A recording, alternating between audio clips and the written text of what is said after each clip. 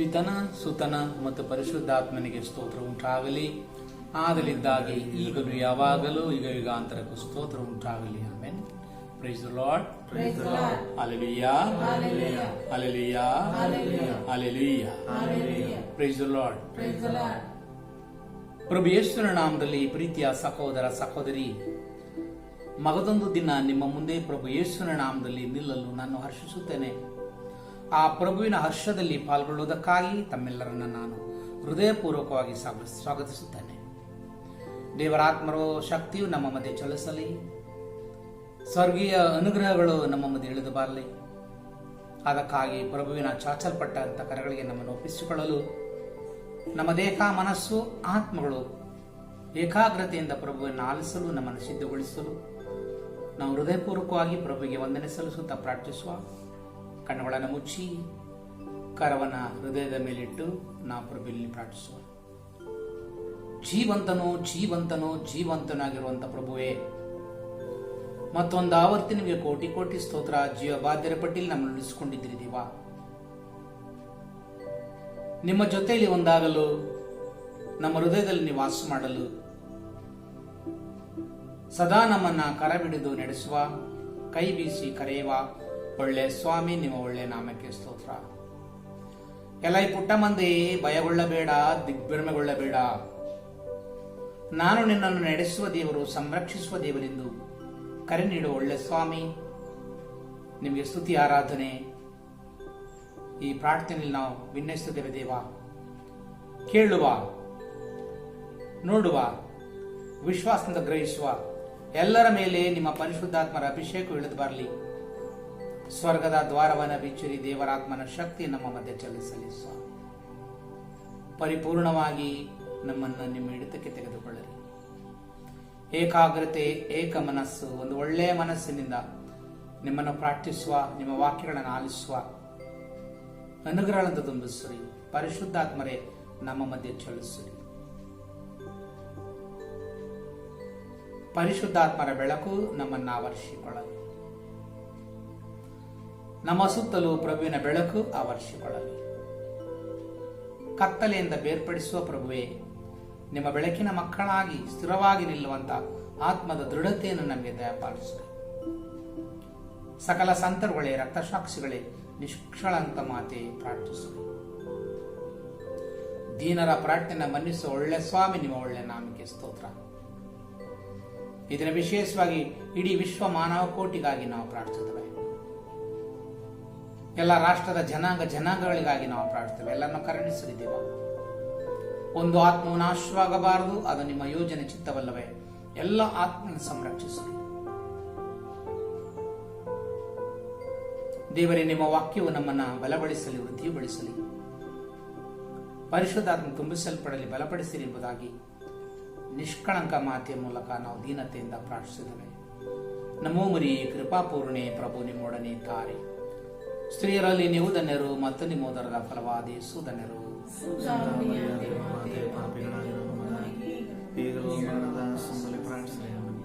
ಜೀವದಾಯಕನಾದ ಪ್ರಭು ಯೇಸುವೆ, ನಮ್ಮ ಹೃದಯಕ್ಕೆ ನಿಮ್ಮನ್ನ ಸ್ವಾಗತಿಸುತ್ತೇವೆ.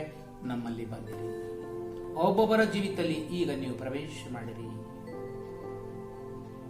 ಯೇಸು ಬಾರ, ನೀನು ಬಾರ, ನನ್ನ ಜೀವ. ಯೇಸು ಬಾರ, ನೀನು ಬಾರ, ನನ್ನ ಜೀವ. ಬೇಗ ಬೇಗ ಬಾ, ನನ್ನ ಜೀವ. ಬೇಗ ಇಳಿ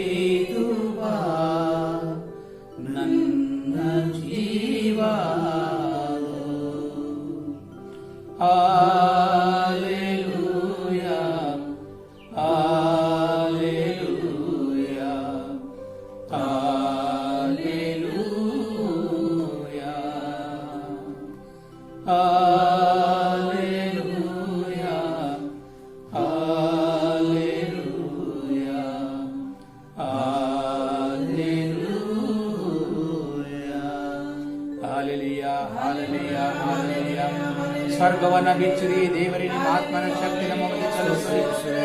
ಬೆಂಕಿಯಾಗಿ ಬನ್ನಿರಿ, ತಂಗಾಳಿಯಾಗಿ ಬನ್ನಿರಿ. ಇಗೋ ನಿಮ್ಮ ಮಕ್ಕಳನ್ನು ನೋಡಿರಿ ಸ್ವಾಮಿ. ಎಲ್ಲರೂ ಪರಿಶುದ್ಧಾತ್ಮ ತುಂಬಸಲ್ಪಡಲಿ, ಅಭಿಷೇಕಿಸಿರಿ.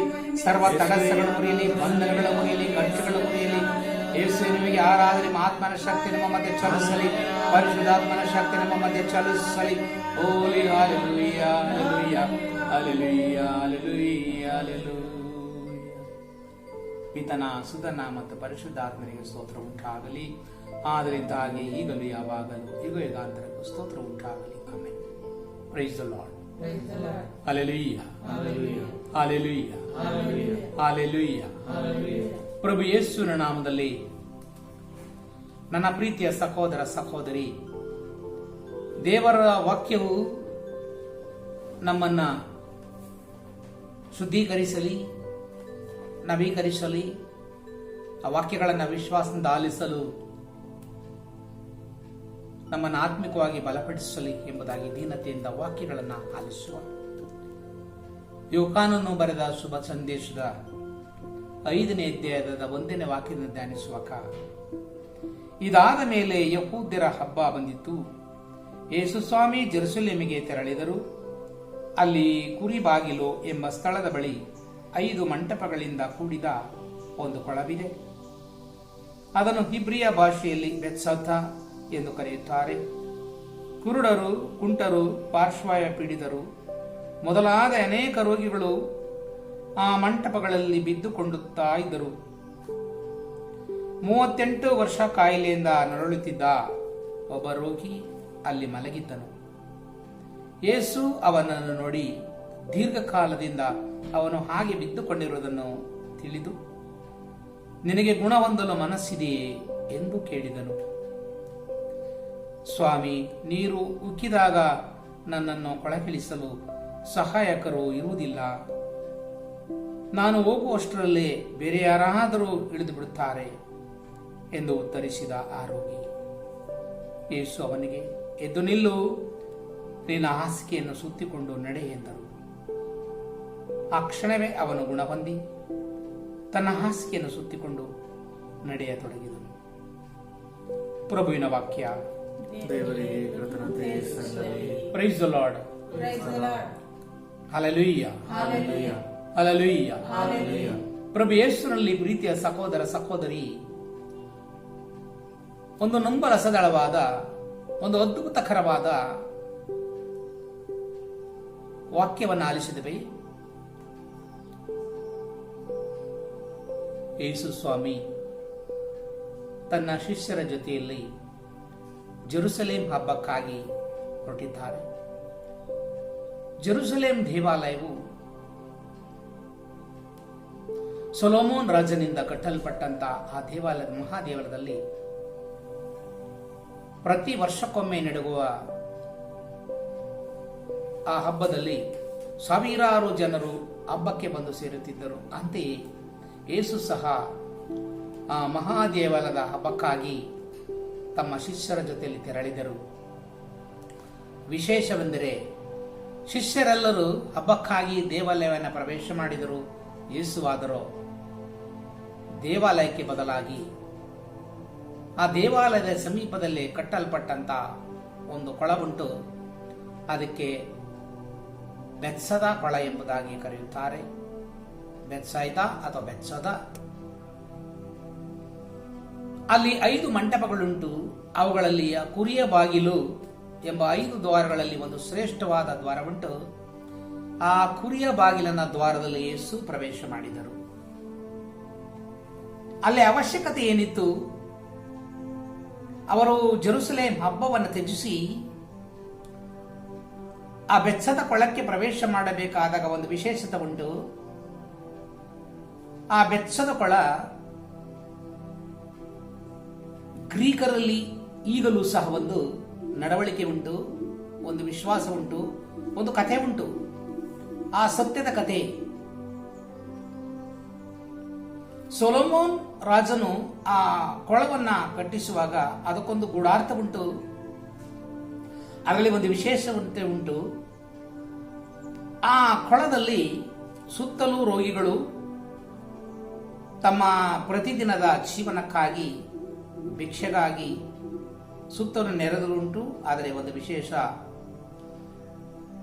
ಆ ಕೊಳ ಹುಕ್ಕಿ ಬರುವಾಗ ಅದು ಯಾವ ರೀತಿ ರೋಗಿಯಾದರೂ ಸಹ ಒಳಗಡೆ ಇಳಿಯುವಾಗ ಅವನು ಪರಿಪೂರ್ಣವಾಗಿ ಗುಣ ಹೊಂದುವಂತ ಶಕ್ತಿ ಆ ಕೊಳದಲ್ಲಿತ್ತು. ಕಾರಣ ಸ್ವರ್ಗದಿಂದ ದೇವದೂತರು ಬಂದು ಕೊಳದಲ್ಲಿ ಇಳಿದು ಆ ನೀರು ಉಕ್ಕುವಂತೆ ದೇವರಾತ್ಮನ ಶಕ್ತಿಯಲ್ಲಿ ಜರುಗುತ್ತಿತ್ತು. ಈ ಸಮಯವನ್ನು ಕಾಯುತ್ತಿದ್ದವರು ರೋಗಿ, ಯಾವುದೇ ಆದರೂ ರೋಗಿ ಅಲ್ಲಿ ಇಳಿಯುವಾಗ ಗುಣ ಹೊಂದುತ್ತಿದ್ದರು. ಈಗ ಚಿಂತಿಸುವ, ಕೊಳ ಹುಕ್ಕಿ ಬರುವಾಗ ನಾನಾ ರೀತಿಯ ರೋಗಿಗಳು ಅಲ್ಲಿ, ಕುಂಟರು, ಕುರುಡರು, ನಾನಾ ರೀತಿಯ ವ್ಯಾಧಿಷ್ಠರು, ಪಾರ್ಶ್ವಾಯು ರೋಗಿಗಳು, ವೈದ್ಯರು ಗುಣಪಡಿಸಲಾರದ ಮಾರಕ ವ್ಯಾಧಿಯಿಂದ ನರಳುತ್ತಿರುವಂತಹ ರೋಗಿಗಳು ಅಲ್ಲಿ ಕಾಯ್ದುಕೊಂಡಿದ್ದಾರೆ. ಅವುಗಳ ಗುಂಪಿನಲ್ಲಿ 38 ವರ್ಷಗಳಿಂದ ಒಂದೇ ಕಡೆ ಬಿದ್ದುಕೊಂಡಿದ್ದಂತ ಒಬ್ಬ ರೋಗಿಯನ್ನು ಕಾಣುತ್ತೇವೆ. ದೀರ್ಘಕಾಲ 38 ವರ್ಷಗಳು. ಆ 38 ವರ್ಷಗಳು ಎಂದಾಗ ಆ ರೋಗದ ಅವಸ್ಥೆ ಏನಿದೆ, ಅವನಲ್ಲಿ ಒಂದು ದೃಢತೆ ಉಂಟೋ, ಒಂದು ಭರವಸೆ ಉಂಟೋ, ಒಂದು ವಿಶ್ವಾಸ ಉಂಟೋ? ಕೊಳ ಉಕ್ಕಿ ಬರುವಾಗ ದೇಹದ ಬಲಾಢ್ಯವುಳ್ಳವರು ಕೊಳದಲ್ಲಿ ಇಳುತ್ತಾರೆ, ಅವರು ಗುಣ ಹೊಂದುತ್ತಾರೆ. ಆದರೆ ಉಕ್ಕಿ ಬರುವಾಗ ತನಗೆ ಸಹಾಯಕರಿಲ್ಲದ ಕಾರಣ ಅವನು ಭರವಸೆಯನ್ನ ಕಳೆದುಕೊಂಡಿರಬಹುದು, ಅಥವಾ ಭರವಸೆಯನ್ನ ಇನ್ನೂ ಎದುರು ನೋಡುತ್ತಿರಬಹುದು. ಎರಡೂ ಸಹ ಸಾಧ್ಯ ಉಂಟು. ಭರವಸೆಯನ್ನು ಕಳೆದುಕೊಂಡವನುಂಟು, ಆದರೆ ಇಂದು ಮತ್ತೊಮ್ಮೆ ಅವನು ಭರವಸೆ ಉಕ್ಕುವಾಗ ಮತ್ತೆ ನನಗೆ ಯಾರಾದರೂ ಸಹಾಯಕರು ಬಂದರು. ಕಾರಣ ಅವನು ಪಾರ್ಶ್ವಾಯು ರೋಗಿಯಾದ್ದರಿಂದ ತನ್ನ ಸ್ವತಃ ಬಲದಿಂದ ಕೊಳದಲ್ಲಿ ಇಳಿಯಲು ಸಾಧ್ಯವಿಲ್ಲ. ಅವನಲ್ಲಿ ಒಂದು ಒಂಟಿತನ ಕಾಡುತ್ತದೆ, ಅವನ ಒಂದು ಏಕಾಂಗಿತನವನನ್ನ ಕಾಡುತ್ತಿದೆ. ಒಬ್ಬ ಒಂಟಿ, ಒಬ್ಬ ಏಕಾಂಗಿ, ನನಗಾರು ಸಹಾಯಕರಿಲ್ಲ, ಲೋಕವು ನನ್ನನ್ನು ಕೈ ಬಿಟ್ಟಿದೆ, ನನ್ನ ಬಂಧು ಬಳಗವು ಕೈ ಬಿಟ್ಟಿದೆ, ನನ್ನ ನೆರೆಯವರು ಕೈ ಬಿಟ್ಟಿದ್ದಾರೆ, ನನಗೆ ಯಾರೂ ಸಹಾಯಕರಿಲ್ಲ, ಭರವಸೆಯನ್ನು ಕಳೆದುಕೊಂಡಂತ ಸ್ಥಿತಿ. ಇಂದು ವಿಶ್ವದಲ್ಲಿ ಕೊರೋನಾ ರೋಗದಿಂದ ನರಳುವಾಗ ಈ ಒಂಟಿತನವನ್ನು ನಾವು ಕಾಣುತ್ತೇವೆ, ಏಕಾಂಗಿತನವನ್ನು ಕಾಣುತ್ತೇವೆ. ತಂದೆ, ತಾಯಿ, ಮಕ್ಕಳು, ಬಂಧು ಬಳಗ, ನೆರೆಯವರು ಎಲ್ಲರ ಬಾಂಧವ್ಯದಲ್ಲಿ ಬೆಳೆಯುವಾಗ ರೋಗದ ಅವಸ್ಥೆ ಒಂಟಿತನವನ್ನು ರೂಪಿಸಿದೆ. ರೋಗ ಬರುವುದಕ್ಕೆ ಮುನ್ನ ಒಂಟಿತನವು ಕಾಯುತ್ತಿದೆ. ಒಂಟಿತನ, ಏಕಾಂಗಿತನ, ವಿಶ್ವಾಸವನ್ನು ಕಳೆದುಕೊಳ್ಳುವಂತ ಒಂದು ಚಿತ್ರ. ನನಗಾರು ಸಹಾಯಕರಿಲ್ಲ, ಲೋಕದಲ್ಲಿ ನಾನು ಎಲ್ಲವನ್ನ ಕಳೆದುಕೊಂಡಿದ್ದೇನೆ, ಆ ಪರಿಸ್ಥಿತಿಯನ್ನು ಆಲೋಚಿಸುವ ಪ್ರಿಯರೇ. ಈ ರೋಗದಿಂದ, ಕೊರೋನಾ ರೋಗಕ್ಕೆ ತುತ್ತಾದ ವ್ಯಕ್ತಿ ಒಂಟಿತನದಲ್ಲಿರುವಾಗ ಅವನು ಈ ಲೋಕದ ಜೀವಿತವನ್ನೇ ಕಳೆದುಕೊಂಡಂತ ಸ್ಥಿತಿ. ಹಾಗಾಗಿ ಮರಣದ ಭಯ, ಹೆಚ್ಚು ಮರಣಗಳು, ಹೃದಯಾಘಾತ, ವೈದ್ಯರು ಕೈ ಬಿಡುವಂತಹ ಸ್ಥಿತಿ, ತನ್ನಲ್ಲೇ ವಿಶ್ವಾಸವನ್ನು ಕಳೆದುಕೊಂಡು ತಾವಾಗಿ ಮರಣ ಹೊಂದಿದ ಸ್ಥಿತಿಯನ್ನ ಇಂದು ಮಾಧ್ಯಮಗಳಲ್ಲಿ, ಪತ್ರಿಕೆಗಳಲ್ಲಿ, ನಮ್ಮ ನೆರೆಯವರಲ್ಲಿ ಕಾಣುತ್ತಿದ್ದೇವೆ. ಆರೋಗ್ಯವಂತ ವ್ಯಕ್ತಿ ಅನಿರೀಕ್ಷಿತ ರೋಗಕ್ಕೆ ತುತ್ತಾದ, ವೈದ್ಯರ ಶುಶ್ರೂಷೆಗಾಗಿ ಅವನು ಚಿಕಿತ್ಸೆಗೆ ಹೊರಟ, ಮನೆಯವರು ಭರವಸೆಯನ್ನು ಕಳೆದುಕೊಂಡಿದ್ದಾನೆ, ಅವನು ಹಿಂದಿರುಗುವ ಸಾಧ್ಯತೆಗಳಿಲ್ಲ. ಆದರೆ ಒಂಟಿಯಾದಂಥ ವ್ಯಕ್ತಿ ತನ್ನೆಲ್ಲವನ್ನ ಕಳೆದುಕೊಂಡು ಆತನು ನಿಸ್ಸಹಾಯಕನಾದ. ಭವಿಷ್ಯ ನನ್ನ ಮರಣ ಸನ್ನಿಹಿತವಾಗಿದೆ, ಭರವಸೆಯನ್ನು ಕಳೆದುಕೊಂಡ. ಇದು ಇಂದು ಲೋಕದ ಸ್ಥಿತಿ.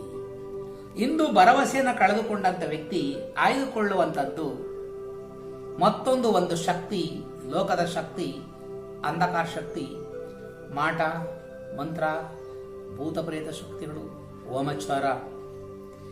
ಈ ಒಂದು ಪ್ರಕ್ರಿಯೆಯಲ್ಲಿ ಎಲ್ಲರೂ ಕೈಬಿಟ್ಟಾಗ ನಮ್ಮ ಕ್ರಿಸ್ತಿಯ ಜನರು ಸಹ ಆಯ್ದುಕೊಳ್ಳುವಂತ ಒಂದು ಏಕೈಕ ಮಾರ್ಗ ವಾಮಾಚಾರ, ಮಾಟ ಮಂತ್ರ, ಭೂತ ಪ್ರೇತ ಶಕ್ತಿಗಳು. ಕಾರಣ ನಾನು ಬದುಕಿಕೊಳ್ಳಬೇಕು ಎಂಬ ದುರಾಸೆ, ಒಂದು ದುರಿಚ್ಛೆ. ಆದರೆ ಲೋಕ ರಕ್ಷಕರು ನನಗಾಗಿ ಜೀವ ಕೊಟ್ಟ ದೇವರಿದ್ದಾರೆ ಎಂಬಂತ ದೃಢತೆಯನ್ನು ಕಳೆದುಕೊಳ್ಳುವಂಥದ್ದು ಅವಿಶ್ವಾಸ, ಅಪನಂಬಿಕೆ. ಇಂಥ ಚಿತ್ರಗಳನ್ನು ನೋಡುತ್ತಿದ್ದೇವೆ. ಹಾಗಾಗಿ ಮರಣವು ಅವನ ಬೆನ್ನಟ್ಟುತ್ತದೆ. ಇಲ್ಲಿ ವಾಸ್ತವತೆಯನ್ನು ನೋಡುತ್ತಿದ್ದೇವೆ. ಕುರಿಯ ಬಾಗಿಲು ಅಲ್ಲಿ ಯೇಸು ಪ್ರವೇಶ ಮಾಡಿದ್ದಾರೆ. ಯೇಸು ಲೋಕರಕ್ಷಕರು ಎಂಬ ಅರಿವ ಆ 38 ವರ್ಷದಿಂದ ಬಿದ್ದುಕೊಂಡಿರುವಂತಹ ಆ ರೋಗಿಗೆ ಅರಿವಿಲ್ಲ. ಅಲ್ಲಿ ನಾನಾ ರೀತಿಯ ರೋಗಿಗಳುಂಟು. ಯಾರಿಗೂ ಯೇಸುವಿನ ಪರಿಚಯವಿಲ್ಲ. ಆದರೆ ಯೇಸುವಿನಲ್ಲಿ ಆತ್ಮಕ್ಕೆ ಒಂದು ಶಕ್ತಿ ಉಂಟು. ಅಲ್ಲಿ 38 ವರ್ಷಗಳಿಂದ ಬಿದ್ದುಕೊಂಡಿದ್ದ ರೋಗಿಯು ಪ್ರಭುವನ್ನು ಸೆಳೆದುಕೊಂಡಿದ್ದಾನೆ. ಲೂಕ 5ನೇ ಅಧ್ಯಾಯದಲ್ಲೂ ಮಾರ್ಕ 2ನೇ ಅಧ್ಯಾಯದಲ್ಲೂ ಒಂದು ವಿಶೇಷತೆಯನ್ನು ಕಾಣುತ್ತಿದ್ದೇವೆ. ಅಲ್ಲೂ ಪಾರ್ಶ್ವವಾಯು ರೋಗಿಯನ್ನ 4 ಜನರು ಹೊತ್ತು ಯೇಸುವನ್ನು ಹುಡುಕಿಕೊಂಡು ಹೋಗಿದ್ದಾರೆ. ಮೇಲ್ಛಾವಣಿಯನ್ನು ತೆರೆದು ಯೇಸುವಿನ ಮುಂದೆ ಇಳಿದು ಬಿಟ್ಟಿದ್ದಾರೆ.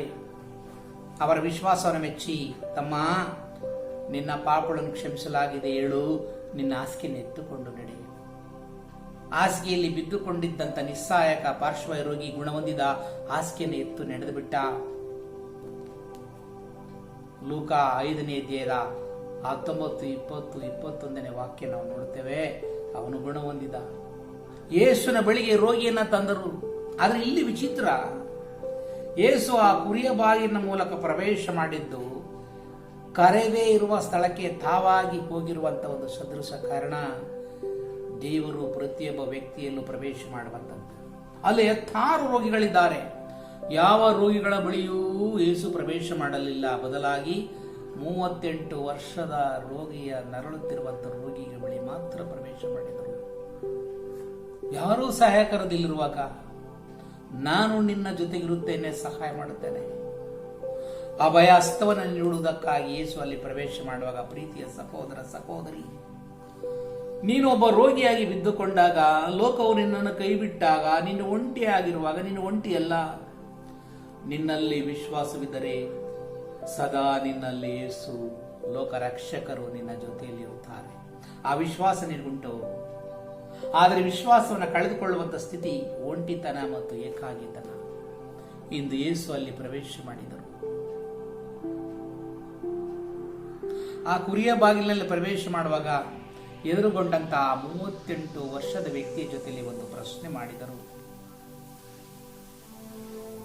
ನಿನಗೆ ಈ ರೋಗದಿಂದ ಗುಣ ಹೊಂದಲು ಮನಸ್ಸುಂಟೋ? ಅವರು ಹೃದಯ ಪ್ರೀತಿಯಿಂದ ಪ್ರಶ್ನಿಸಿದರು, ನೀನು ಗುಣ ಹೊಂದಲು ಮನಸ್ಸುಂಟು? ಭರವಸೆನೆಲ್ಲ ಕಳೆದುಕೊಂಡಂತ ವ್ಯಕ್ತಿ ನನಗೆ ಮನಸ್ಸುಂಟು ಎಂಬ ಬದಲಾಗಿ ಅವನು ದೂರಿದ. ಕಾರಣ 38 ದೀರ್ಘವಾದ ಕಾಲ, 38 ವರ್ಷಗಳು ದೀರ್ಘವಾದ ಕಾಲ. ಯೋಚಿಸುವ ಪ್ರೀತಿಯ ಸಹೋದರ ಸಹೋದರಿ, ನನ್ನ ಮನೆಯಲ್ಲಿ, ನಿನ್ನ ಮನೆಯಲ್ಲಿ ಒಬ್ಬ ವ್ಯಕ್ತಿ ರೋಗದಿಂದ ನರಳುತ್ತಾ 1 ತಿಂಗಳು, 2 ತಿಂಗಳು, 6 ತಿಂಗಳು, ವರ್ಷ ಬಿದ್ದಿರುವಾಗ ಮನೆಯವರೆಲ್ಲರೂ ಭರವಸೆಯನ್ನು ಕಳೆದುಕೊಳ್ಳುವುದುಂಟು. ರೋಗದ ವ್ಯಕ್ತಿ ತನ್ನ ಭರವಸೆಯನ್ನು, ವಿಶ್ವಾಸದ ಕಳೆದುಕೊಳ್ಳುವುದುಂಟು.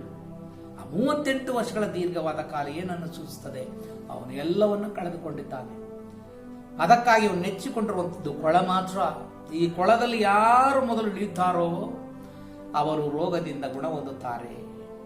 ಆದರೆ ನಾನು ಇಳಿಯಲು ಯಾರು ನನಗೆ ಸಹಾಯಕರಿಲ್ಲ. ಅವನು ದೂರಿದ, ಸ್ವಾಮಿ, ಇಲ್ಲಿ ಕೊಳ ಹುಕ್ಕಿ ಬರುವಾಗ ನನ್ನನ್ನ ಸಹಾಯಕರು ಈ ಕೊಳದಲ್ಲಿ ಇಳಿಸಲು ಯಾರು ಇಲ್ಲ. ಆ ನೋವನ್ನು ತೋಡಿಕೊಳ್ಳುತ್ತಿದ್ದಾನೆ.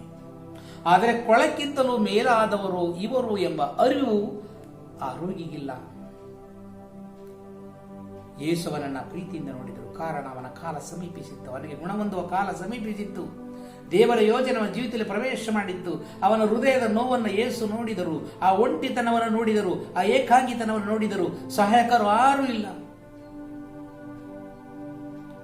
ನಾವು ಪ್ರತಿದಿನ ಹಾದು ಹೋಗುವಾಗ ನೂರಾರು ಭಿಕ್ಷುಕರನ್ನ ನಗರ ಪ್ರದೇಶಗಳಲ್ಲಿ, ಜಾತ್ರೆಗಳಲ್ಲಿ, ಸಂತೆಗಳಲ್ಲಿ ಕಾಣುತ್ತವೆ. ಅವರನ್ನು ಒಮ್ಮೆ ದಿಟ್ಟಿಸುವಾಗ ಅವನೆಲ್ಲ ಭರವಸೆಯನ್ನು ಕಳೆದುಕೊಂಡು ಸಂತೆಪೇಟೆಯಲ್ಲಿ ಬಿದ್ದಿದ್ದಾನೆ. ಆದರೆ ಆ ವ್ಯಕ್ತಿಯನ್ನ ಮತ್ತೊಬ್ಬ ಸಹಕರಿಸಿ ಆ ಪ್ರದೇಶಕ್ಕೆ ತಂದಿಟ್ಟಿದ್ದಾನೆ. ಅಲ್ಲಿ ಪಡೆದುವಂತಹ ಭಿಕ್ಷೆಯನ್ನ ಅದರ ಹಿಂದೆ ಒಬ್ಬ ವ್ಯಕ್ತಿ ಇದ್ದಾನೆ, ಅದರ ಹಿಂದೆ ಅನೇಕರಿಗೆ ಕೂಳುಂಟು, ಅವನ ಭಿಕ್ಷಾಟನೆಯಿಂದ ಮನೆ ಜೀವಿತ ಉಂಟು. ಇದನ್ನು ನಾವು ಚಿತ್ರದಲ್ಲಿ ಕಾಣುತ್ತೇವೆ. ಆದರೆ ಬೆಚ್ಚದ ಕೊಳದಲ್ಲಿರುವಂತಹ ಚಿತ್ರ ನಾನು ಜೀವಿಸಬೇಕು, ಬದುಕಬೇಕು ಎಂಬ ಭರವಸೆಯನ್ನು ಎದುರು ನೋಡ್ತಾ ಇದ್ದೇನೆ. ಸಹಾಯಕರಿಲ್ಲ. ಏಕಾಂಗಿತನ, ಒಂಟಿತನ, ತಾಯಿಯ ಗರ್ಭದಲ್ಲಿ ಭ್ರೂಣವಾದಂತ ಮಗು ಆ 280 ದಿನಗಳ ಕಾಲ, 9 ದಿನಗಳ ಕಾಲ ಜೀವಾಂಕುರವಾದ ಆ ಮಗುವಿಗೆ ಒಂದು ಸ್ವರ್ಗ ಸಾಮ್ರಾಜ್ಯವೇ, ಆ ಏದೇನ್ ತೋಟವೇ ತಾಯಿಯ ಗರ್ಭ. ಯಾವ ನೋವುಗಳು, ವೇದನೆಗಳಿಲ್ಲ, ಸುಖದ ಜೀವಿತ. ಈ ಭೂಮಿಗೆ ಜನ್ಮ ತಾಳಿದ ಕ್ಷಣದಿಂದ ಆ ಮಗುವಿನಲ್ಲಿ ಬಯಕೆಗಳು ಪ್ರಾರಂಭ ಆಗುತ್ತವೆ. ನನಗೊಂದು ಪ್ರೀತಿಯ ಬೇಕು, ತಾಯಿಯ ಒಪ್ಪಿಗೆ ಬೇಕು, ತಂದೆಯ ಒಪ್ಪಿಗೆ ಬೇಕು. ಬೆಳೆಯುತ್ತಿದ್ದಂತೆಲ್ಲ ಸಮಾಜ ನೋಡುವಂಥದ್ದು, ನನ್ನ ನೆರೆಯವರು ಜನಾಂಗ ನನಗೆ ಬೇಕು.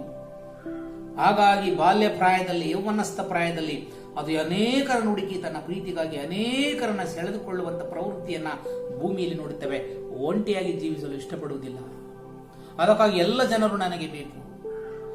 ಬಾಲ್ಯದಲ್ಲಿ ಅನೇಕ ಜನರ ಸಂಪರ್ಕ ಬೇಕು. ಯೌವನ ಕಾಲದಲ್ಲಿ ನನಗೆ ಎಲ್ಲರೂ ಬೇಕು, ನನ್ನೆಲ್ಲರೂ ಪ್ರೀತಿಸಬೇಕು, ನನಗೆ ಈ ಲೋಕವೆಲ್ಲ ಬೇಕು. ಆಸೆ ದ್ವಿಗುಣಗೊಳ್ಳುತ್ತದೆ.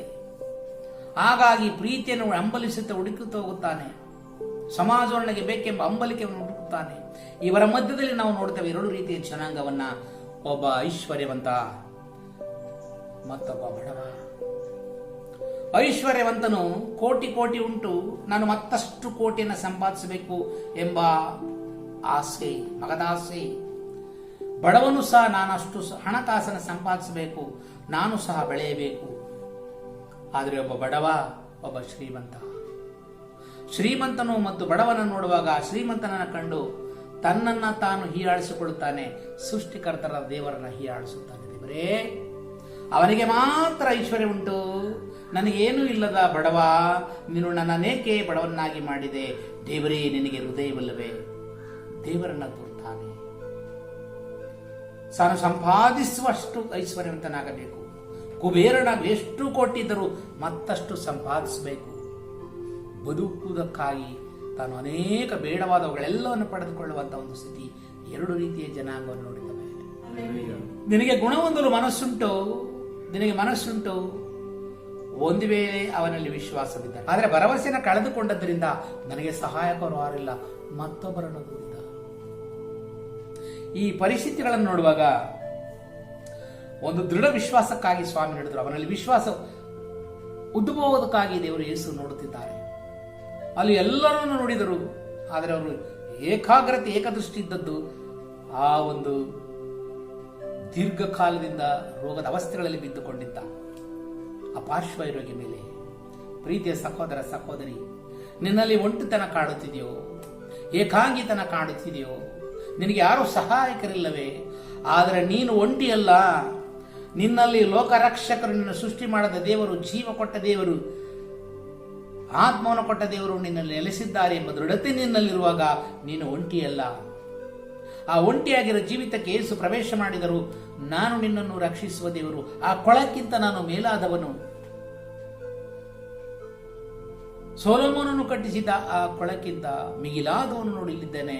ನಿನಗೆ ಜೀವ ಕೊಟ್ಟ ದೇವರು, ನಿನಗೆ ಮನಸ್ಸುಂಟು. ಇಬ್ರಿಯರಿಗೆ ಬರೆದ ಪತ್ರಿಕೆ ಅದೇ 11:6 ವಾಕ್ಯ ಬೋಧಿಸುತ್ತದೆ. ವಿಶ್ವಾಸವಿಲ್ಲದೆ ಏನನ್ನು ಪ್ರಭುವಿನಿಂದ ಪಡೆದುಕೊಳ್ಳಲು ಸಾಧ್ಯವಿಲ್ಲ. ವಿಶ್ವಾಸ, ಆ ದೃಢತೆ, ಫೇತ್, ಆ ವಿಶ್ವಾಸದ ಮೂಲಕ ನೀನು ಪಡೆದುಕೊಳ್ಳಲು ಸಾಕು. ವಿಶ್ವಾಸ ಹೊಂದಿದ್ದರೆ ಸಾಕು. ಆ ವಿಶ್ವಾಸ ವೃದ್ಧಿಸೋದಕ್ಕಾಗಿ ನಿನಗೆ ಮನಸ್ಸುಂಟೋ? ಅವನಲ್ಲಿರುವಂತಹ ಗೊಂದಲ ಸ್ಥಿತಿಯನ್ನ ಕಂಡ ಯೇಸು ನುಡಿದರು, ಏಳು, ನಿನ್ನ ಹಾಸಿಗೆಯನ್ನು ಎತ್ತುಕೊಂಡು ನಡೆ. ಆ ಕ್ಷಣದಲ್ಲೇ ಆತನು ಗುಣ ಹೊಂದಿದ, ತನ್ನ ಹಾಸಿಗೆಯನ್ನು ಎತ್ತು ನಡೆದುಬಿಟ್ಟ. ಇದು ಎಂತ ಒಂದು ಅದೃಶ್ಯತೆಯಲ್ಲಿ ಸದೃಶ್ಯವನ್ನು ಕಾಣುವಂತ ಒಂದು ಸ್ಥಿತಿ. ಎಂತ ಆನಂದ ಅವನ ಜೀವಿತದಲ್ಲಿ ಕಂಡಿಲ್ಲ. ಕುರುಡನೊಬ್ಬ ಆಲೋಚನೆ ಮಾಡೋದುಂಟು, ನನಗೆ ಈ ಲೋಕವು ಏನೂ ಕಾಣುವುದಿಲ್ಲ, ಆದರೆ ಕಂಡಂತೆ ವ್ಯಕ್ತಿಗಳು ಎಷ್ಟು ಸುಂದರವಾಗಿದೆ ಅಂತಾರಲ್ಲ ದೇವರೇ, ನನ್ನನ್ನು ಕುರುಡನನ್ನಾಗಿ ಯಾಕೆ ಸೃಷ್ಟಿ ಮಾಡಿದೆ? ಕುಂಟನೊಬ್ಬ ಆಲೋಚಿಸ್ತಾನೆ, ನಾ ಎಲ್ಲರ ಕಾಲುಗಳನ್ನು ನೋಡಿ, ಎಲ್ಲರೂ ನಡೆಯುವುದನ್ನು ನೋಡಿ, ನನ್ನನ್ನೇಕೆ ನಾನು ನಡೆಯದ ರೀತಿ ಮಾಡಿದ ದೇವ, ನನ್ನನ್ನು ರೋಗದ ಅವಸ್ಥೆಗೆ ಯಾಕೆ ನೀನು ತಂದೆ? ನೋಡು, ಅವರು ಎಷ್ಟು ಸದೃಢವಾಗಿದ್ದಾರೆ, ಎಷ್ಟು ಚಂದವಿದ್ದಾರೆ. ನನ್ನ ಸ್ಥಿತಿಯನ್ನು ನೋಡಿ.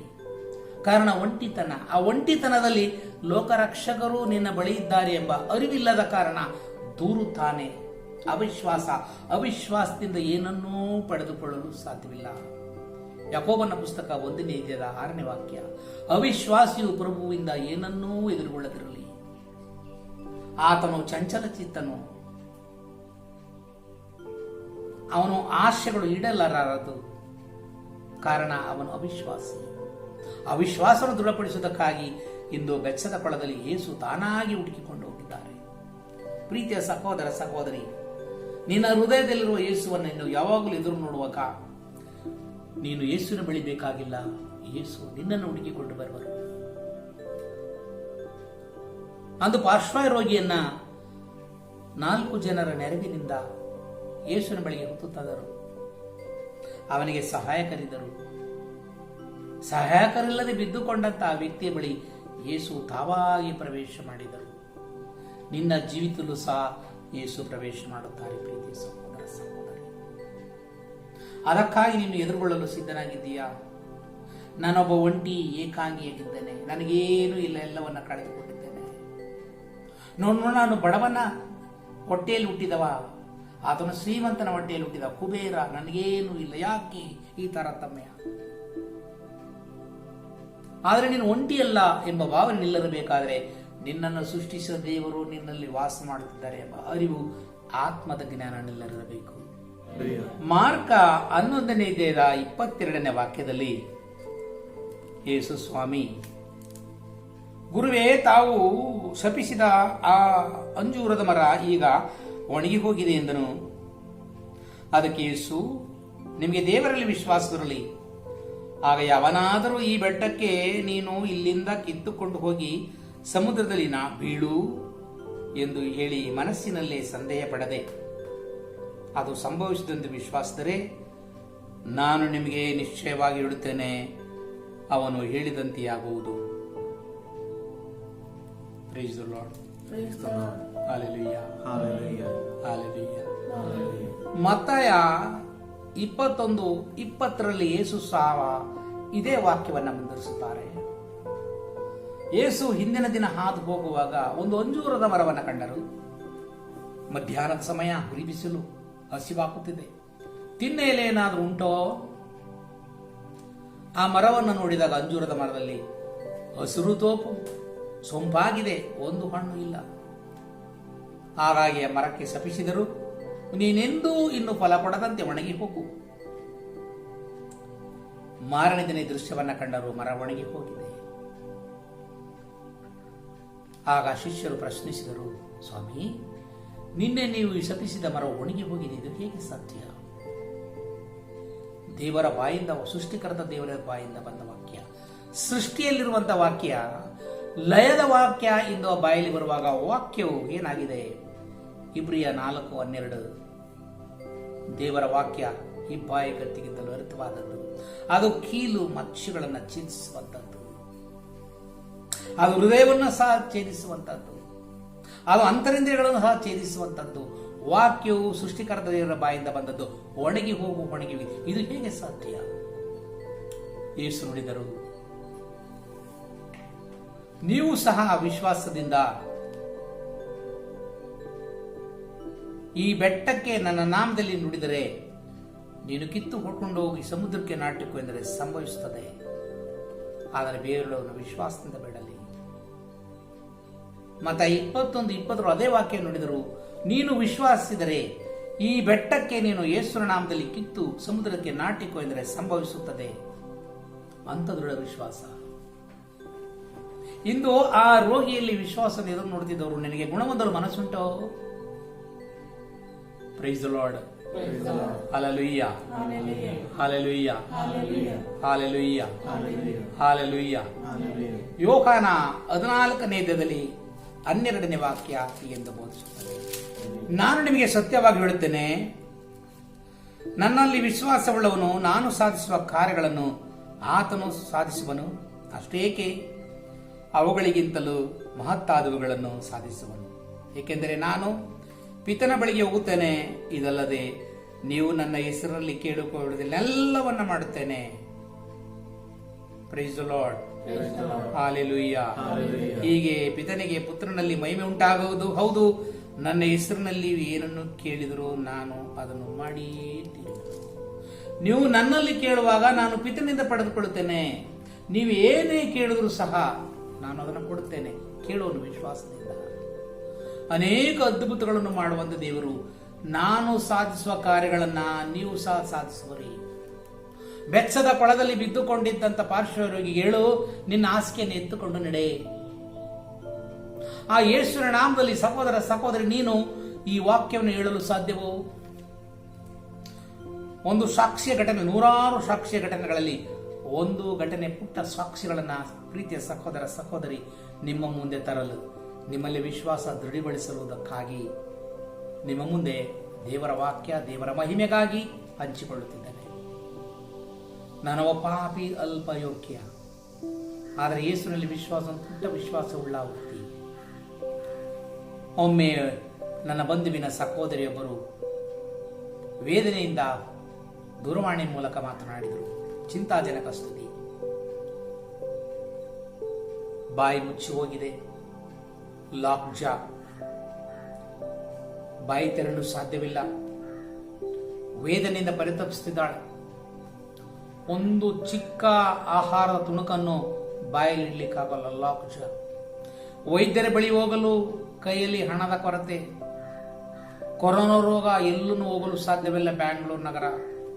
ಇಂಥ ಸ್ಥಿತಿಯಲ್ಲಿ ವೇದನೆ ನರಳುವಾಗ ಅವಳ ಸ್ವರಕ್ಕೆ, ಅವಳ ಹೃದಯದ ಬಡಿತಕ್ಕೆ ಯೇಸು ಇದೀಗ ಉತ್ತರ ಕೊಡಲು ಸಿದ್ಧರಾದರು. ಹಾಗಾಗಿ ದೂರವಾಣಿ ಮೂಲಕ ಮಾತನಾಡಿದರು. ನನಗೆ ಮಾತನಾಡ್ಲಿಕ್ಕೆ ಆಗ್ತಾ ಇಲ್ಲ, ಸ್ವರ ಬರ್ತಾ ಇಲ್ಲ, ಇಡೀ ದೇಹ ಜೋಮಾಗಿದೆ, ಬಾಯಿ ಮುಚ್ಚಿ ಹೋಗಿದೆ, ಒಂದು ತುತ್ತು ಅನ್ನ ಬಾಯಿಗಾಗ್ಲಿಕ್ಕಾಗಲ್ಲ, ಒಂದು ಕಾಳು ಒಳಗಡೆ ಇಡ್ಲಿಕ್ಕಾಗಲ್ಲ. ಇದನ್ನು ಕೇಳುವಾಗ ದೂರದಲ್ಲಿದ್ದಾಳೆ, ಏನು ಮಾಡ್ಲಿಕ್ಕಾಗುತ್ತೆ?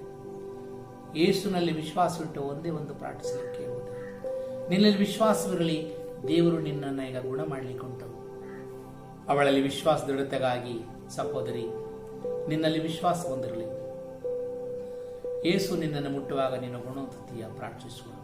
ನೀನು ಪರಿಪೂರ್ಣವಾಗಿ ಕಣ್ಣುಗಳನ್ನು ಮುಚ್ಚಿ ನಿನ್ನನ್ನು ಯೇಸುಗೆ ಬಿಟ್ಟುಕೊಡು. ಯೇಸು ನಿನ್ನಲ್ಲಿದ್ದಾನೆ. ಪ್ರಾರ್ಥಿಸುವಾಗ ಒಂದು 5 ನಿಮಿಷಗಳಲ್ಲಿ ಸಂಪೂರ್ಣವಾಗಿ ಇದು ಪವಿತ್ರಾತ್ಮರಲ್ಲಿ ಕಾರ್ಯ ಮಾಡಿದರು. ಯೇಸು ಅವಳಿರುವಂತಹ ಸ್ಥಳದಲ್ಲಿ ಮುಟ್ಟಿದರು. ಕೆಲವೇ ಕ್ಷಣಗಳಲ್ಲಿ ಸಹೋದರಿ ಗುಣ ಹೊಂದಿದಳು. ಯೇಸು ಅವಳನ್ನು ಮುಟ್ಟಿದರು. ಅವಳ ವಿಶ್ವಾಸದ ಮೂಲಕವಾಗಿ ಅವಳ ಬಾಯಿ ಸಾಮಾನ್ಯ ರೀತಿಯಲ್ಲಿ ತೆರೆಯಿತು. ಊಟ ಮಾಡಿದಳು. 2 ದಿನದಿಂದ ಆಹಾರವನ್ನು ಸೇವನೆ ಮಾಡಲಿಕ್ಕಾಗಲಿಲ್ಲ, ಊಟ ಮಾಡಿದಳು.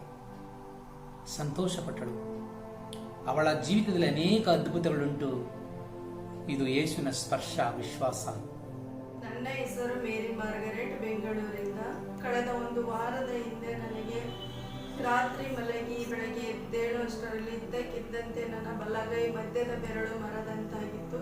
ಇದು ಯಾವುದೇ ಚಲನೆ ಇರಲಿಲ್ಲ. ನಾನು ಬಲವಂತವಾಗಿ ಇದನ್ನು ಬಗ್ಗಿಸಿದ್ರೂ ಬಗ್ತಾ ಇರಲಿಲ್ಲ, ಆದರೆ ತುಂಬಾ ನೋವಾಗ್ತಿತ್ತು.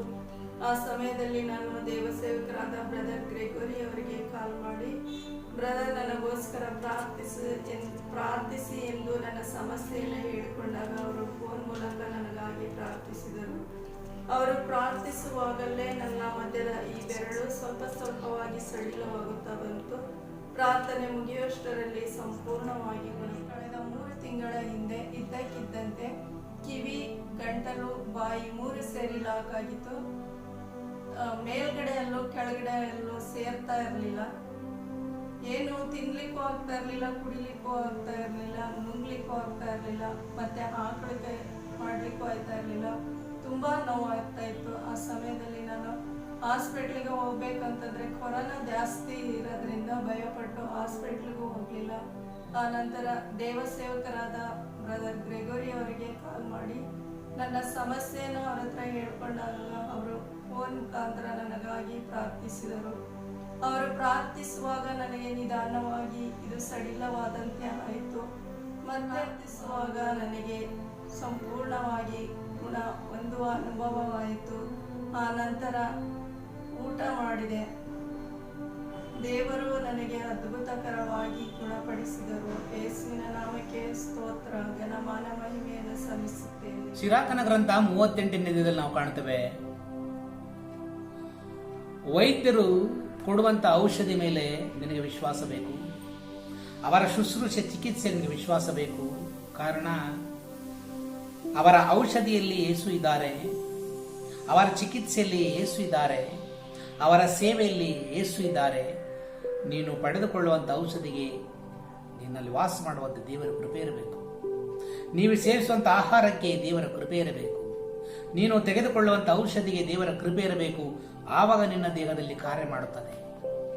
ನಿನ್ನ ಲೋಕ ರಕ್ಷಕರಿಲ್ಲದೆ ನಿನ್ನ ಸೇವನೆ, ಆಹಾರಗಳು, ಔಷಧಿಗಳು ಕಾರ್ಯ ಮಾಡುವುದಿಲ್ಲ. ಔಷಧಿಯನ್ನು ಪಡೆದುಕೊಳ್ಳಲು ಕೊರೋನಾ ರೋಗದ ವ್ಯಾಪ್ತಿಯಿಂದ ಮಗಳು ಹೊರಬರಲು ಸಾಧ್ಯವಿಲ್ಲ. ಪ್ಯಾಂಡಮಿಕ್, ಎಲ್ಲೆಲ್ಲೂ ರೋಗದ ಅವಸ್ಥೆ. ಸಾಮಾನ್ಯ ರೋಗಿಗಳು ಚಿಕಿತ್ಸೆಗಾಗಿ ಹೋಗುವ ಸನ್ನಿವೇಶಗಳು ಇಲ್ಲ. ಇದ್ದರೂ ಹಣದ ಕೊರತೆ ಮುಗ್ಗಟ್ಟು. ಅಂತ ಸನ್ನಿವೇಶದಲ್ಲಿ ಅವಳು ತನ್ನ ಹೃದಯದಲ್ಲಿರುವಂಥ ಯೇಸುವಲ್ಲಿ ವಿಶ್ವಾಸ ಬಿಟ್ಟಳು. ಆ ಕ್ಷಣದಲ್ಲೇ ಅವಳು ಗುಣ ಹೊಂದಿದಳು. ಇಂದಿಗೂ ಆರೋಗ್ಯವಾಗಿದ್ದಾಳೆ.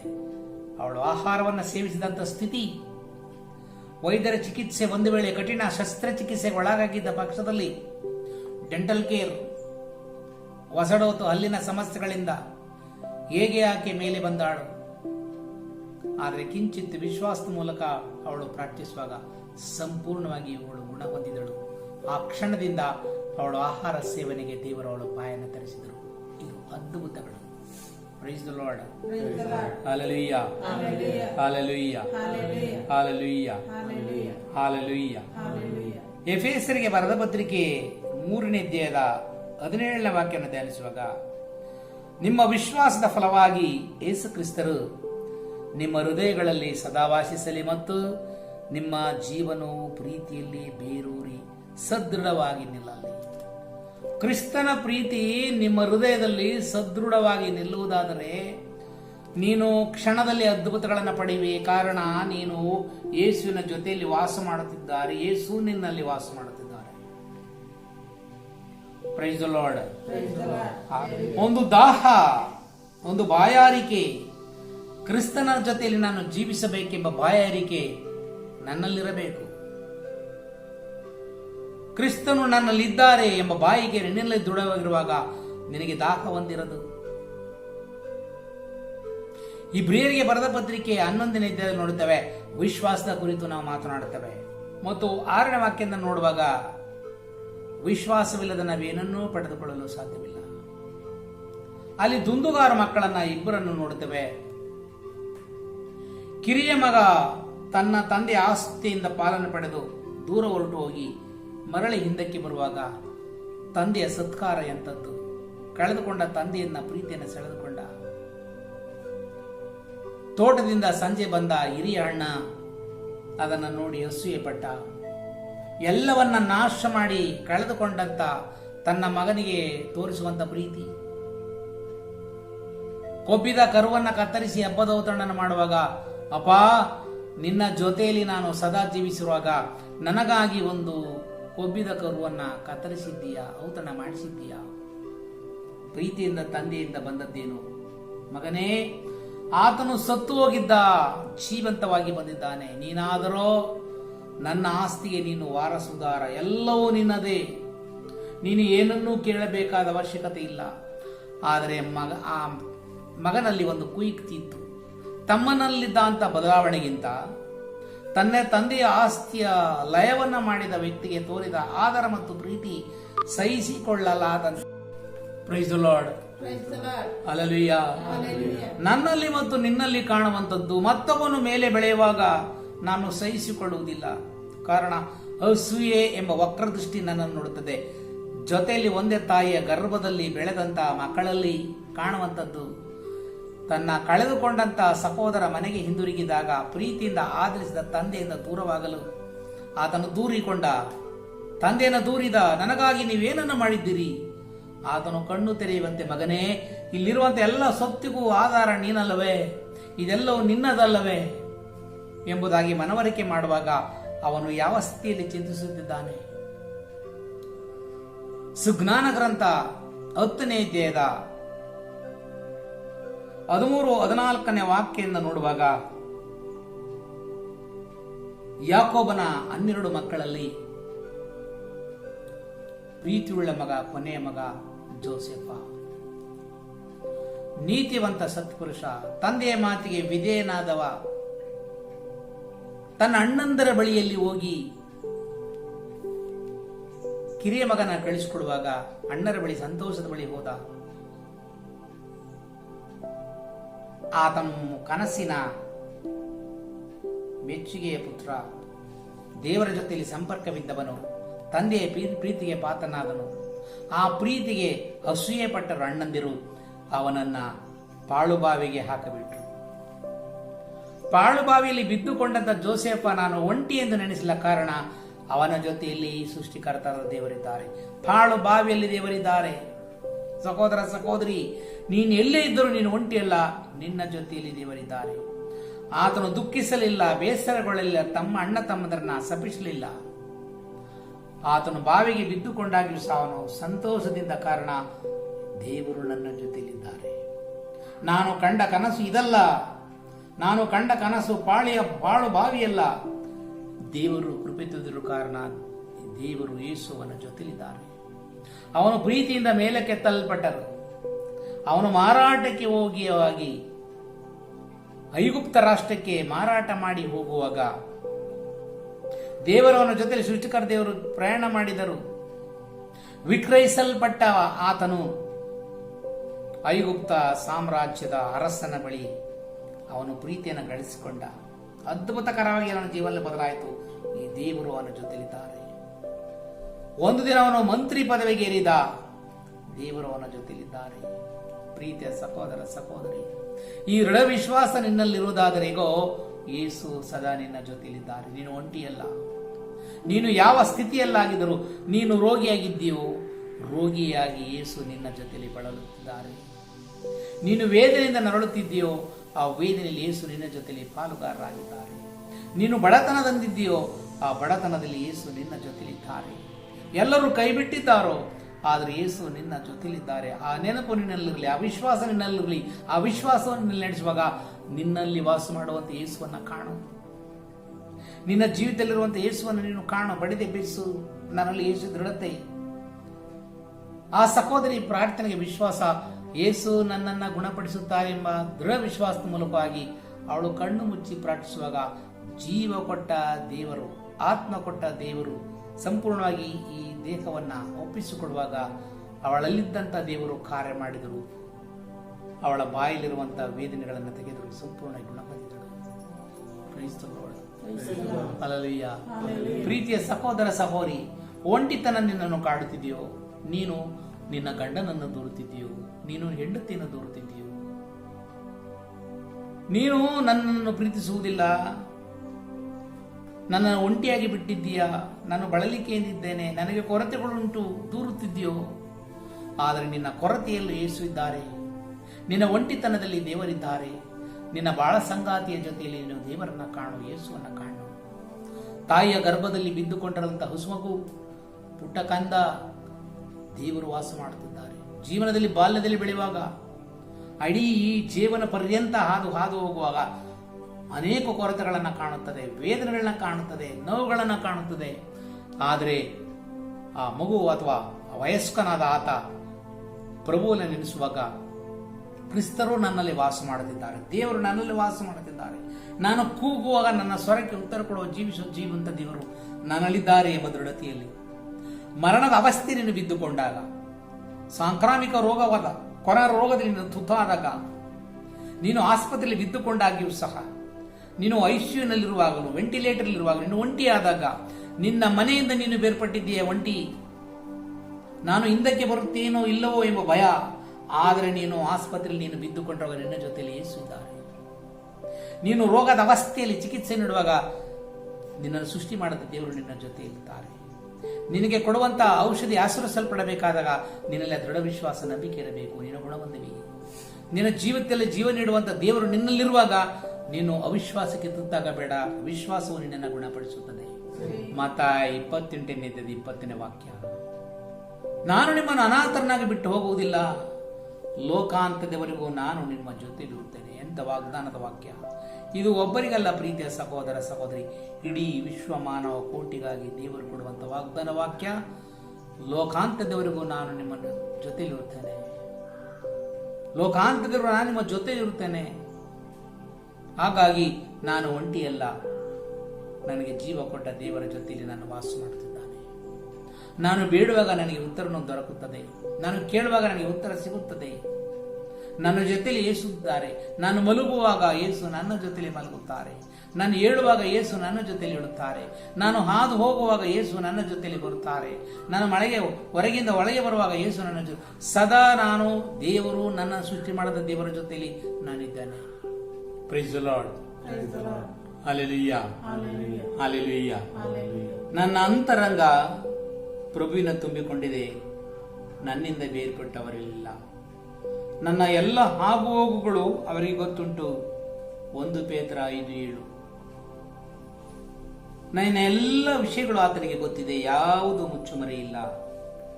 ನನ್ನ ಎಲ್ಲ ಕಾರ್ಯಭಾರಗಳು ದೇವರಿಗೆ ಗೊತ್ತಿದೆ. ಈ ದೃಢ ವಿಶ್ವಾಸ ಸಹೋದರ ಸಹೋದರಿ ನನ್ನಲ್ಲಿ ನಿನ್ನಲ್ಲಿ ನೆಲೆಸಲಿ. ಜೀವಿತದ ಅದ್ಭುತಗಳುಂಟಾಗಲಿ. ಗುಣಪಡಿಸುವಂತ ಶಕ್ತಿ ಒಂದು ಬೆಚ್ಚದ ಕೊಳದಲ್ಲಿ ಬಿದ್ದುಕೊಂಡಂತ ರೋಗಿಯನ್ನ ಸಂಧಿಸಿದ ಪ್ರಭು ಯೇಸು ನಿನ್ನನ್ನು ಸಂಧಿಸುತ್ತಾರೆ, ನೀನು ನೋಡುತ್ತಿಲ್ಲ. ನಿನ್ನನ್ನು ಕರೆಯುತ್ತಿದ್ದಾರೆ, ನೀನು ಕೇಳಿಸಿಕೊಳ್ಳುತ್ತಿಲ್ಲ. ಆ ನಂಬಿಕೆ ವಿಶ್ವಾಸದ ಮೂಲಕ ನೀನು ಸಿದ್ಧನಾಗು. ದೇವರು ನಿನ್ನ ಜೀವಿತದಲ್ಲಿ ಅದ್ಭುತವನ್ನು ಮಾಡುವರು, ನಿನ್ನ ಅವಶ್ಯಕತೆಗಳನ್ನು ಪೂರೈಸುವರು. ಆ ದೃಢ ವಿಶ್ವಾಸದ ಮೂಲಕವಾಗಿ ನೀ ಸರ್ವ ಬಂಧಗಳನ್ನು ಮುರಿಯಲ್ಪಡುವುದು ವಿಶ್ವಾಸವೊಂದು. ಪ್ರೀತಿಯ ಸಹೋದರ ಸಹೋದರಿ, ಮತ್ತೊಂದು ಸಾಕ್ಷಿಯ ಮುಂದಿನ ದಿನಗಳಲ್ಲಿ ನಿಮ್ಮನ್ನು ಎದುರುಬಿಡುತ್ತೇನೆ. ಮತ್ತೊಮ್ಮೆ ಪ್ರಭು ಯೇಸುವಿನ ನಾಮದಲ್ಲಿ ನಾವು ಸಂಧಿಸುವ, ಸಂಪೂರ್ಣ ಕಣ್ಣುಗಳನ್ನು ಮುಚ್ಚಿ ಪ್ರಾರ್ಥಿಸುವ. ಪರಮ ಪರಿಶುದ್ಧರಾದ ದೇವರೇ, ಭರವಸೆಯನ್ನ ಕಳೆದುಕೊಂಡು ಬೆಚ್ಚದ ಕೊಳದಲ್ಲಿ ಬಿದ್ದುಕೊಂಡ ರೋಗಿಯಾಗಿ ನಾನು ನನ್ನ ಜೀವಿತದಲ್ಲಿ ಭರವಸೆಯನ್ನು ಕಳೆದುಕೊಂಡಿದ್ದೇನೆ. ಕುಟುಂಬದಲ್ಲಿ ಭರವಸೆಯನ್ನು ಕಳೆದುಕೊಂಡಿದ್ದೇನೆ. ಸಮಾಜದಲ್ಲಿ ಭರವಸೆಯನ್ನು ಕಳೆದುಕೊಂಡಿದ್ದೇನೆ. ಲೋಕದಲ್ಲಿ ಭರವಸೆಯನ್ನು ಕಳೆದುಕೊಂಡಿದ್ದೇನೆ. ನೀವೇ ನನಗೆ ಭರವಸೆ. ಒಂಟಿಯಾಗಿ ಬಿದ್ದುಕೊಂಡಿರುವಾಗ ನೀವು ಪ್ರವೇಶ ಮಾಡಿದ ಯೇಸುವೆ, ದೀರ್ಘವಾದ ಕಾಲ,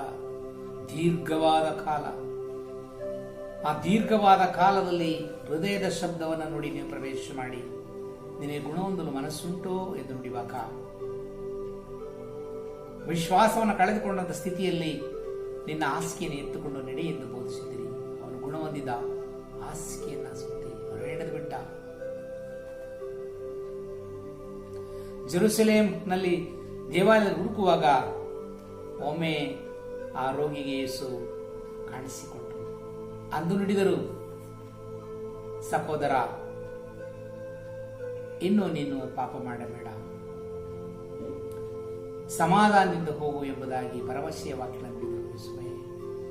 ಆ ಭರವಸೆಯಿಂದ ನಾವು ಜೀವಿಸುವಂತ ಕೃಪೆಗಳನ್ನು ತುಂಬಿಸಿ, ಈ ವಾಕ್ಯಗಳನ್ನು ಆಲಿಸಿ ಕೇಳುವ ಎಲ್ಲರೂ, ಸ್ವಾಮಿ, ನಾನು ಒಂಟಿಯಲ್ಲ, ನಾನು ಏಕಾಂಗಿಯಲ್ಲ, ನಾನು ಯಾವ ಸ್ಥಿತಿಯಲ್ಲಿದ್ದರೂ ಸಹ, ನಾನು ರೋಗದ ಅವಸ್ಥೆಗಳಲ್ಲಿದ್ದರೂ ಸಹ, ಬಡತನದಲ್ಲಿದ್ದರೂ ಸಹ, ಕೊರಗಿನಲ್ಲಿದ್ದರೂ ಸಹ, ನೋವಿನಲ್ಲಿದ್ದರೂ ಸಹ, ರೋಗಿಯಾಗಿದ್ದಾಗಿಯೂ ಸಹ ನನ್ನ ಹೃದಯದಲ್ಲಿ ಯೇಸು ವಾಸ ಮಾಡುತ್ತಾರೆ.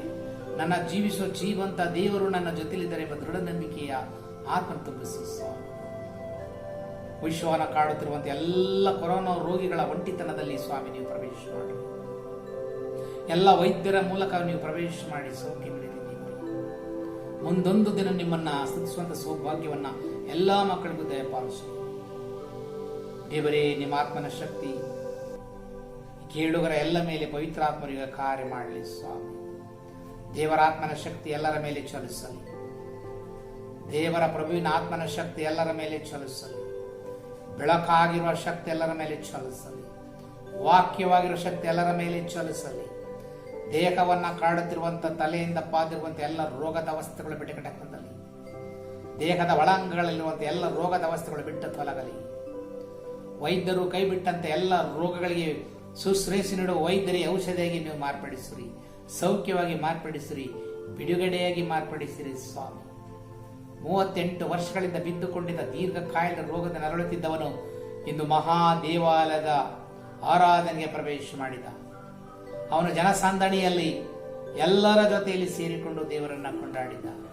ಮಹಿಮೆ ನಿಮಗೆ ಮಾತ್ರ. ಸ್ತೋತ್ರ ದೇವ. ಎಲ್ಲರನ್ನ ಕರುಣಿಸಿರಿ ಸ್ವಾಮಿ. ಸ್ವರ್ಗದ ದ್ವಾರವನ್ನ ಮುಚ್ಚಿರಿ. ದೇವರಾತ್ಮರ ಅಗ್ನೇಭಿಷೇಕ, ಪರಿಶುದ್ಧಾತ್ಮನ ಶಕ್ತಿ ಎಲ್ಲರನ್ನ ಆವರಿಸಿಕೊಳ್ಳಲಿ. ಎಲ್ಲ ಕುಟುಂಬಗಳಲ್ಲೂ, ದಾಂಪತ್ಯ ಜೀವದಲ್ಲೂ ಪ್ರವೇಶ ಮಾಡ್ರಿ. ಎಲ್ಲ ಸಮಾಜದಲ್ಲೂ ಪ್ರವೇಶ ಮಾಡ್ರಿ. ಎಲ್ಲ ಮಾನವರ ಕೋಟಿ ಮೇಲೆ ದಿವ್ಯ ಶಕ್ತಿ ಚಲಿಸಲಿ. ಸ್ತೋತ್ರ ರಾಜ. Thank you Jesus. Thank you Holy Spirit. Thank you Heavenly Father. Hallelujah, hallelujah, hallelujah. ಪ್ರಾರ್ಥನೆಗಳ ಮನ್ನಿಸಿ ಅಂಗೀಕರಿಸುವ ದೇವರೇ, ಮಾತಿನ ಮೂಲಕ ನಾವೆಲ್ಲವನ್ನ ಭಿನ್ನಯಿಸಿ ಪಡೆದುಕೊಂಡವರಾಗಿದ್ದೇವೆ. ನಿಷ್ಕಳಂಕ ಮಾತೆ ಎಲ್ಲಾ ಮಕ್ಕಳಿಗಾಗಿ ಪ್ರಾರ್ಥಿಸಿರಿ. ನಮೋ ಮರಿ ಕೃಪಾಪೂರ್ಣೆ, ಪ್ರಭು ನಿಮ್ಮೊಡನೆ ಇದ್ದಾರೆ. ಸ್ತ್ರೀಯರಲ್ಲಿ ನೀವು ಧನ್ಯರು ಮತ್ತು ನಿಮ್ಮ ಉದರದ ಫಲವಾದ ಯೇಸು ಧನ್ಯರು. ಸಂತಾನಯಾದೇವ ಮಾತೆ, ಪಾಪಗಳಿಗಾಗಿ ಈಗಲೂ ನಮ್ಮ ಮರಣದ ಸಮಯದಲ್ಲಿ ಪ್ರಾರ್ಥಿಸಿರಿ. ಆಮೆನ್. ಪಿತನಿಗೂ ಸುತನಿಗೂ ಪರಿಶುದ್ಧಾತ್ಮನಿಗೂ ಸ್ತೋತ್ರ ಉಂಟಾಗಲಿ. ಆದಲಿದ್ದಾಗಿ ಈಗಲೂ ಯಾವಾಗಲೂ ಯುಗ ಯುಗಾಂತರಕ್ಕೂ ಸ್ತೋತ್ರ ಉಂಟಾಗಲಿ. Amen. Praise the Lord. God bless you.